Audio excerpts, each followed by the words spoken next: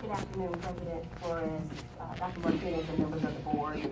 As everyone knows, for the past couple of weeks, the Los Angeles County Office of Education has been in Montebello working with the team here.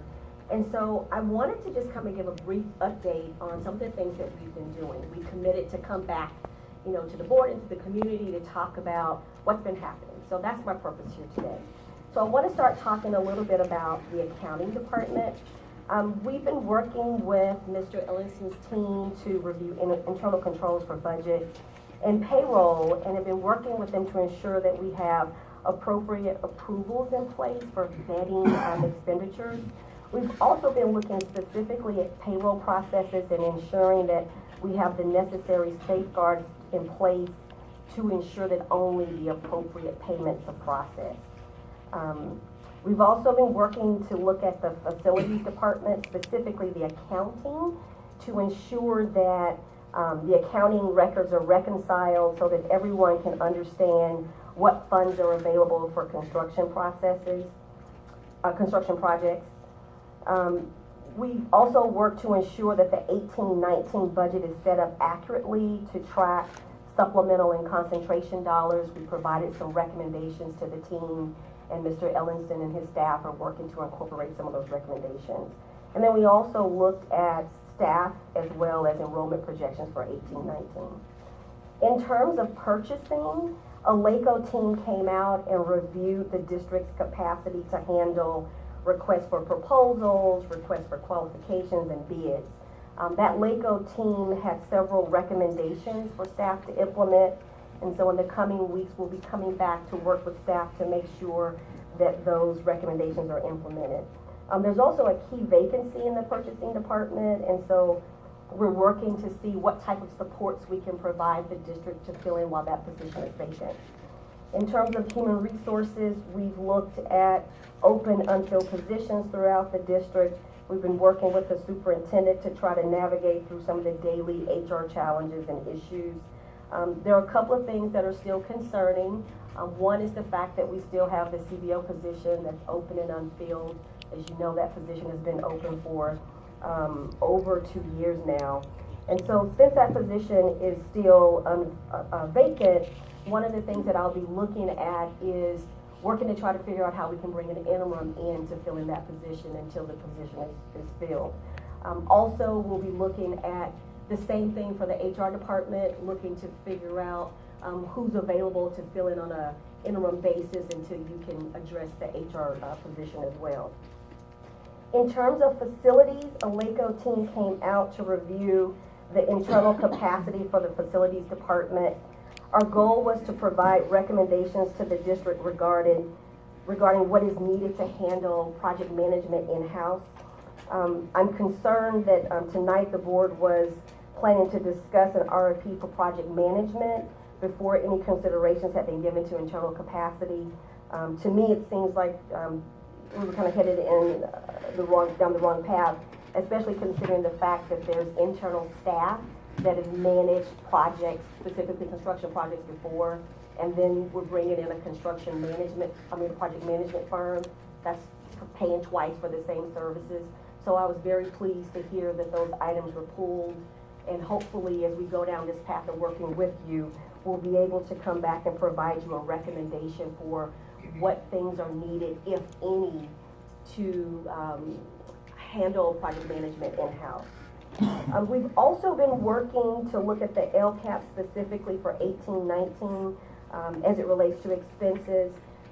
So far, when we look at the reconciliation, we're out of balance by about $37 million, meaning we can't reconcile all the expenses from supplemental and concentration dollars to the actual amount that was received. So since we, for 17-18, could not reconcile the total amount, Mr. Ellingson, I'm sure in his report, will talk about a fund balance designation that encompasses that $37 million for 17-18. The goal is, as we roll into 18-19, once the reconciliation is complete, if those funds need to be released, they'll be available to be released for other purposes. And again, Mr. Ellison can talk about that in more detail.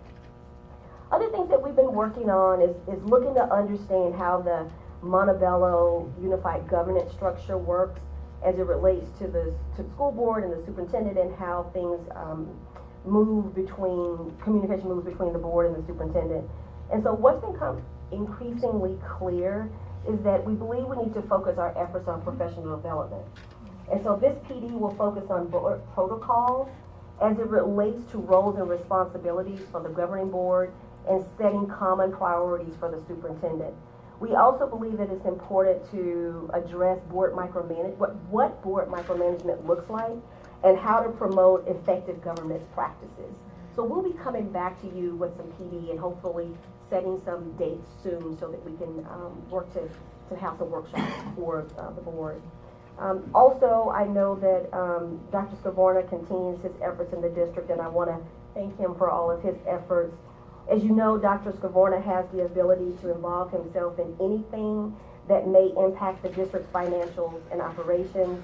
This means that we fully expect Dr. Scavorna to be involved in closed session when there are items that have any sort of financial impact. So from our perspective, Dr. Scavorna's role is to advise the board on how certain decisions may impact the district. And as always, our goal is to support you and the district as you move forward with dealing with issues that arise. We did receive the district's action plan as it relates to the last FICMAT report for adult education.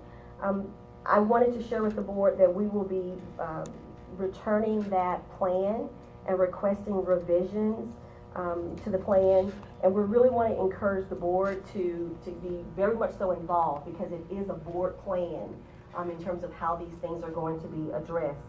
And last and certainly not least is just an update on the FICMAT report for the facilities construction program. We have not received that report, but I did hear that that report should be coming to us in the next 2 to 2.5 weeks. So that concludes the things that I wanted to share with the board. Are there any questions or comments for me? Any questions or comments? No, thank you so Very much. much.